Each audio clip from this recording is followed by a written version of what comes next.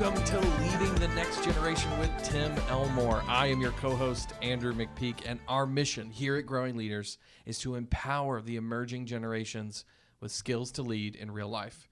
And Tim, today we're talking about a topic that we simply call sharenting, right? Mm-hmm. It's this phenomenon of parents sharing a whole bunch about their kids in the world of social media, but it didn't really start with social media, did it? Parents have been making their kids do things for a long time. Yes, yours and my parents. I'll just speak for me. My mom and dad, whenever guests would be over on demand, would want me to tell a joke, perform a little soft shoe, or whatever I had learned to do at 7 years old.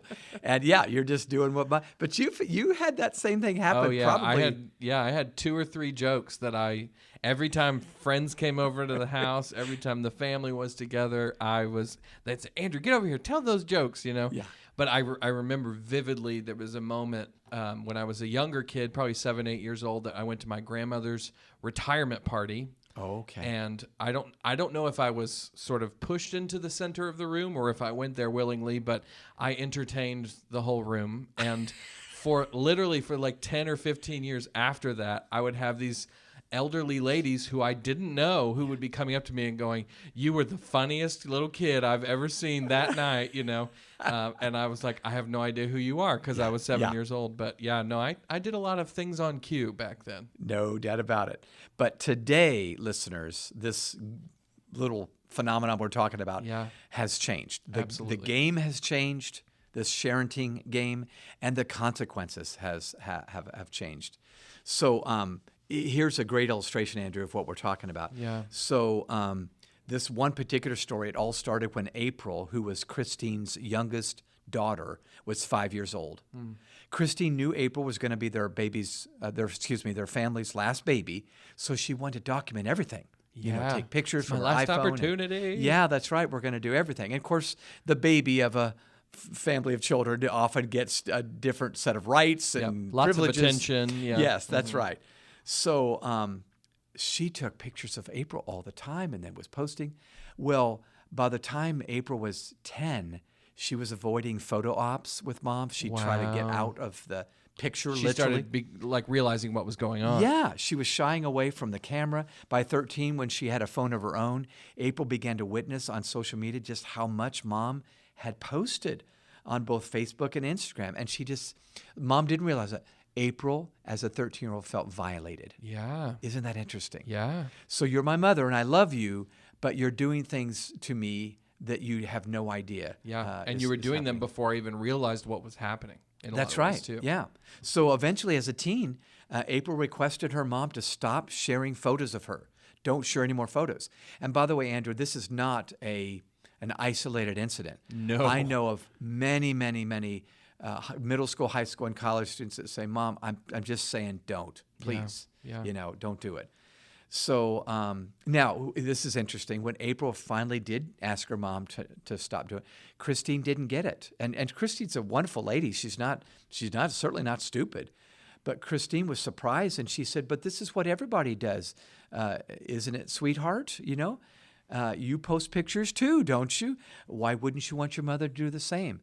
And it was at that point April actually had to go into the details of what it was doing to her emotions, to her relationships. Yep. She was embarrassed at what mom had, friends were teasing her and bullying her. So it was not a pretty picture, and mom had no idea. So here's the bottom line real quick before we jump into the big topic, listeners.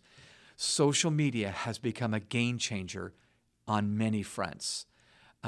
Once something's posted, it's out there, and far too often we, as caring adults, are playing the short game, not the long game. Yeah. This is funny today, or maybe even funny in a week, or once they see it next week, but we're not thinking, these kids are not going to have to live with this. Yep. Our impetuous decision is now out there, and they're going to have to live with it. Yeah, so they're actually stuck with a problem that we didn't experience, right? Yeah. So those of us who are adults, and even myself, I put myself on social media for the first time. I made that choice, right? Yeah. When I got my first social media account, I beat my parents to social media. Yeah. So I was the one that put it out there. Today's kids didn't get to make that choice, and they're entering this world of social media sometimes a decade after they've been documented and added to that world. And so a lot of ways they're catching up on it. I've met young people who said once they put their profile photo out there and put their name out there, Facebook and other platforms went and found every image that had ever been posted of them and created the connection to their profile. And all of a sudden, their library of images of themselves is instantly full. And they just signed up for social media. Yes. It's a new phenomenon, and we've got to talk about it. Yeah. So here's the big $64,000 question, which, by the way, that was a television show before your time. But we'll talk about that. I've heard it somewhere before. Yes, I'm sure you have. History book, maybe. So what happens when heartfelt ambitions of parenthood meet the ubiquitous opportunities of social media? Well, that's our subject today, and that's the topic of a book that Leah Plunkett just wrote called Sharenting. Don't you love that? Sharenting, Why We Should Think Before We Talk About Our Kids Online.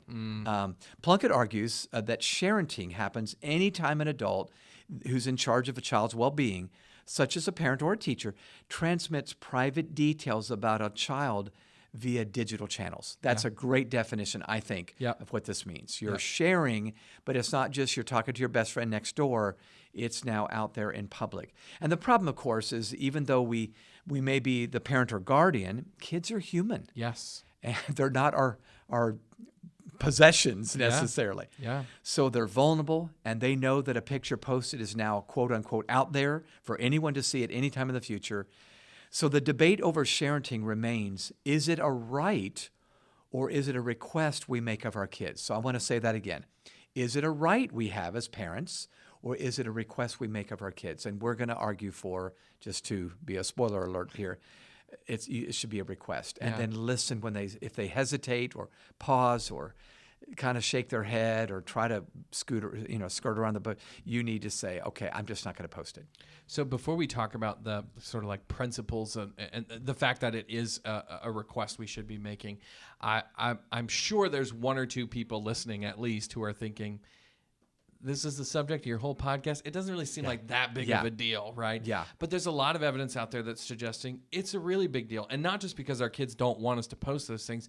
There could actually be a consequence or two from it. Yeah, absolutely. So Andrew's studies estimate that by 2030, which is less than a decade away, nearly 2/3 of identity fraud cases affecting today's children will have resulted from sharenting. 2/3. So there'll be adults by then having trouble with their credit, with this, that, or the other, because back in the day, mom and dad, and I'm telling you, 66%, that's the majority. I mean, I'm no math major, but that's the majority.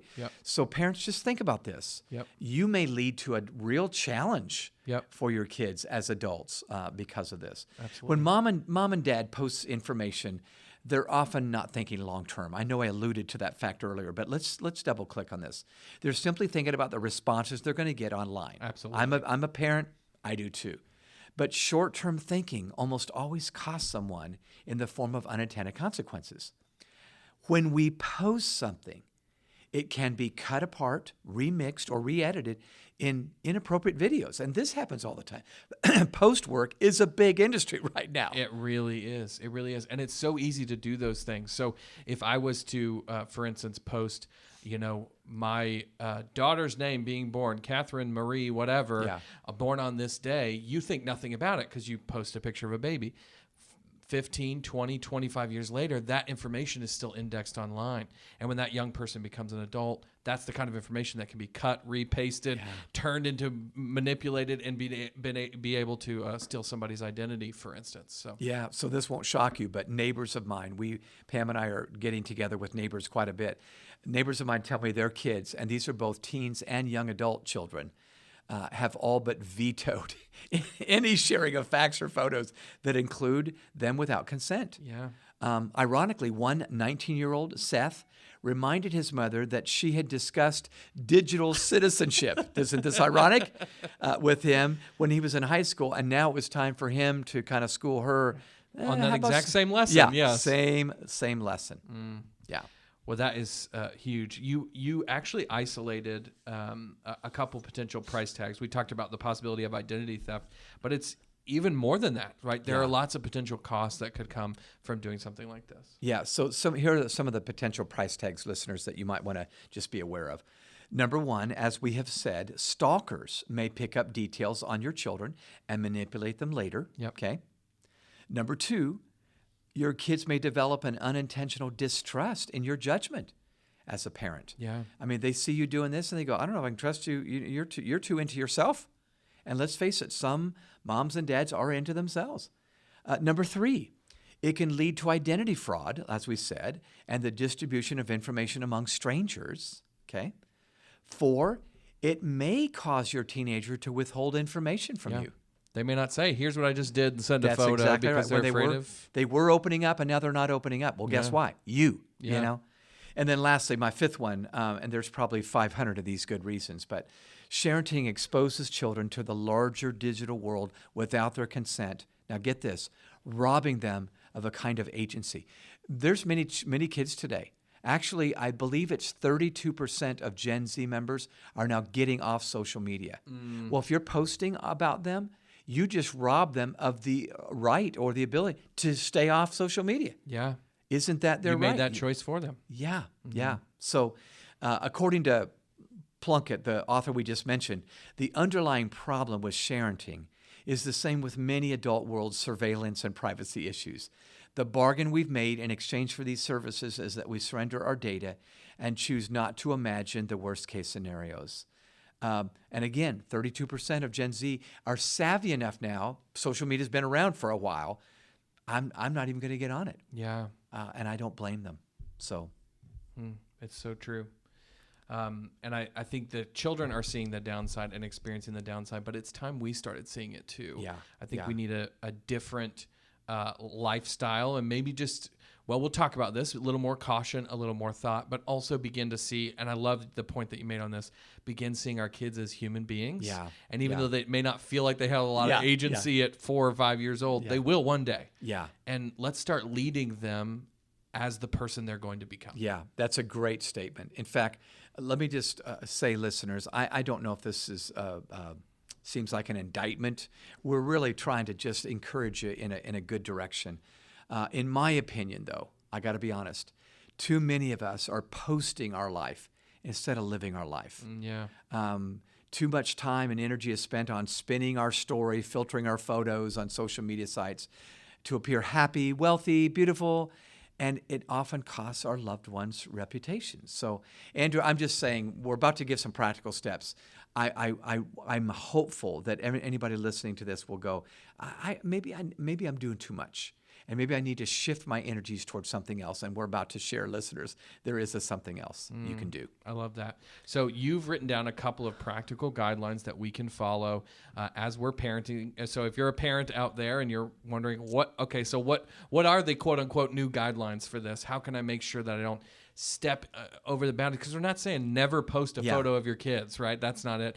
But I think it's more about what are some standards we can follow, some guardrails we can put around this, and what principles might we look toward to make some better choices. Yeah, absolutely. So there are 4 ideas. Some of these are just elementary, but I think they're fundamentals. Yes. If we were teaching basketball, this is the pass, dribble, shoot of good social media use as a caring adult. So step number one, or guideline number 1, step into their shoes. This is always right and never wrong. Step into their shoes. Consider how you felt when someone posted a picture with you in it and you hated the way you looked. You know, even us guys that don't seem to care, I wish you wouldn't have posted that or whatever. You hated the way it made you look or the way it fueled a wrong narrative. Yeah. That photo doesn't tell every detail. Yep. It's out of context. Looks like you're, that's right. And if you don't know the context, so didn't you want to take it down? Of course you did. Well, ditto for the kids. So talk about your teammate, Grace. Yeah. She had an experience early on. Yeah, we were talking about this in the office, and Grace actually told us about when she got on Facebook as a young teen. She found a video her mom had posted of her, and it was of her running into a glass door. And obviously her mom took this video, thought, oh, this is hilarious, right? And posted it without thinking about it. Well, now Grace is a young teen stepping onto Facebook, and now she's concerned about what she looks like online and how she appears. And all of a sudden, what was funny to her mom is embarrassing to her as a young teenager. And so she actually had to go to her mom and say, hey, would you please take that post down? Which, of course, her mom did, right? But it's just a reminder of how we can post things without even thinking about what is it like to be on the other side of this video, especially when I'm doing it when they're 4 years old and I'm not thinking about, what it's going to feel like when they're 13 years old. Yep. So step into their shoes. Guideline 2, ask yourself, do you really need to post that pic? Mm-hmm. Now, this may seem silly or elementary, but think long term and realize that you can take all the photos you want, but you don't have to post them. Yeah. You have to post everything you take. That meal you don't have to post that. Yeah. So they're great in your digital files, and that's even better for us than a photo album, the literal physical photo album. We're looking at our phones more than any photo album. But it's just, I just think we just need to keep them on our phone or our digital file for later. I'll tell you a good example of this. It's not social media, but as an author, I made a habit, I think starting a decade ago, that as if I was going to tell a story about my kids, I would call them first and say, is this okay? Yeah. Because it's the same principle, really. There's going to be thousands of people that read that book. And the reason I know that is because I started writing books way back in 1984, and people would say, oh, I know about your wife because, you know about my wife? How? Yeah. I read your book. Oh, my gosh. What else did I say? So this is the same principle. Yeah, once you put that out there, right, it's it can hold you back or even create a challenge. I think a really great question to ask right before you post a photo of your kid is, what am I posting this for, right? Is this to celebrate my child, or is this to make me look a certain way or to make them look a certain way? And I think, if we're posting, man, what an incredible vacation, when really what we're trying to say is, look at my incredible vacation, right? That the driver is often an indicator of whether or not there's wisdom in posting it. That's so true. That's good. Check the motive. That's good. All right, guideline number 3. I've said this before, but let me say it again officially now. Play the long game. Play the long game. Consider the unintended consequences of posting. Will it alienate your child or your students if you're a teacher? Could you lose more than you gain? I believe the further out you can see into the future, the better the decision you make today for your kids. I just believe that. So the long game always helps me make better choices for me and the kids. Absolutely. Imagine your child is 13, 14, 15-year-old and say, what would they want? As best I can, I'm trying to imagine that future. That's right. Absolutely. And then the final one, think impulse control. So impulsivity is something that high emotional intelligence helps us overcome. We can manage our emotions, our impulses. So allow the idea of posting your kid's photo to move from your limbic system, where we spend a lot of time, that's where you feel things, to your cortex, where you think. So you want to move from your feelings to your thinking. Okay, I just tend to believe that's right. Now, are emotions important? Of course they are. And you're probably feeling deeply about your child, but you're feeling feelings that are different than your child is, or your child's friends are. Okay, so I would just say think impulse control, and I just think these considerations. Consider all the potential consequences of the post, and then manage your responses. I love that. Your impulses. That's really it. Go down the path of worst case scenario. I'm an optimist, not a pessimist, but when I do that, oh my gosh, I can see things I wasn't thinking. And then maybe I have enough wisdom to stop. I love that. Yeah. So let me walk back through those really quick. So you said, number 1, step into their shoes. Imagine what it's like to be them. Yep. Number 2, ask yourself, do you really need to post that pic, right? Yeah. Take a second and just process. Play the long game. So think about who they're going to be and process what you're doing now that way. And then, of course, think impulse control, right? How are we processing it, moving that decision from our limbic system to our cortex? Well, we've got 2 final stories. One where this was not done quite so well. I'd love for you to share. But then we want to share what does it look like to do this well. Right. So let's talk about them. So listeners, I'm not sure if you've heard of Daddy05, but it's a popular YouTube channel. It was, anyway, for maybe 3 years, between 2015 and 2017. And it was run by a couple named Michael and Heather Martin, okay? So they drew hundreds of thousands of viewers by posting videos of their parenting mishaps. So at first they think, oh, this is us. We're poking fun of us. Yeah. So they start posting. Of course, they get loads of people watching these YouTube videos.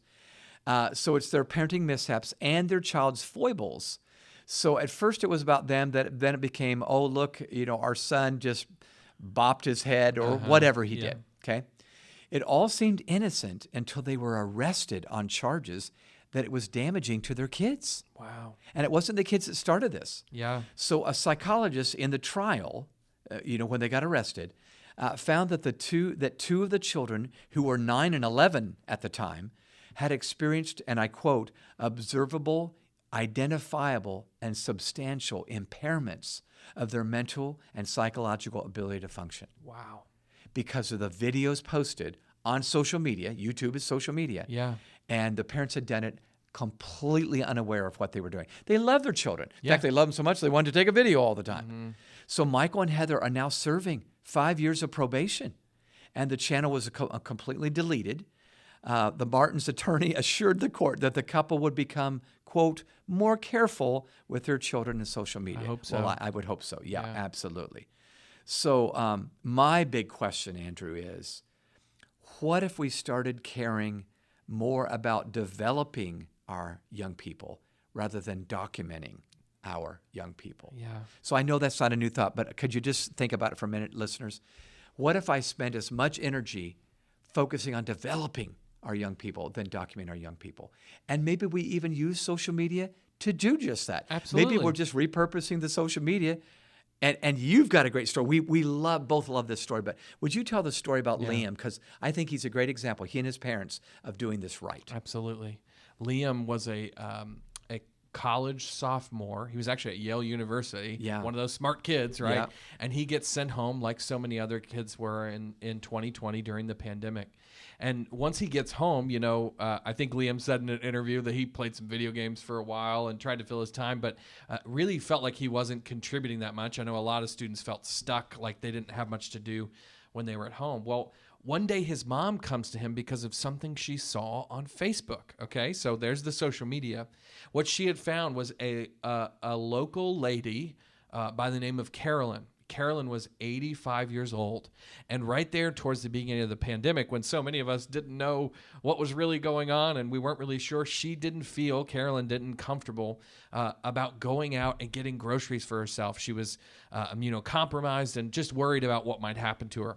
And so Liam's mom suggests that Liam goes out and goes grocery shopping on Carolyn's behalf and then brings her those groceries. And that's exactly what he did. But Carolyn and Liam begin talking via social media, right? Building a relationship. She's so thankful for what he did, and he's so grateful to get to have some sort of purpose, and they get to talking, and she brings up, there's a lot of people like me who are around my age, who live near here, who are experiencing the same problem I am. And Liam says, well, that's interesting because there's a lot of people like me who are young and college students, and we're stuck at home. We don't have anything to do. And they start making the connection. If we did this, could we do this on a grander scale? So it takes off, doesn't it? It does. They create their own outreach called Invisible Hands. They actually recruit via social media 3,500 college students to begin taking food to their elderly neighbors during the pandemic. Again, think about the difference here. A mom who looks at social media not as an opportunity to post about her kid, but as an opportunity to develop her child and say, hey, Liam, while you're here, something on Facebook you need to check out. Yeah, I love this.